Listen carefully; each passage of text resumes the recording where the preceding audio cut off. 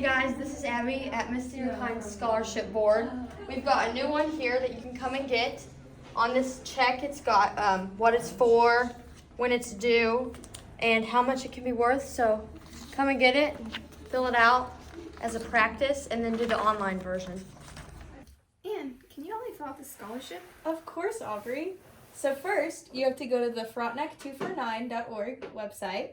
There, you go to the Students tab, which is in the right-hand corner, and you scroll all the way down to FHS Counselor. You click on it, and it should take you to this page where you will see Mrs. Niederklein. Up at the top, in this right-hand corner here, it should say Financial Aid.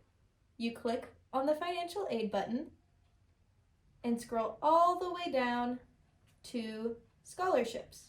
They should look like this. There, you click on the scholarship information.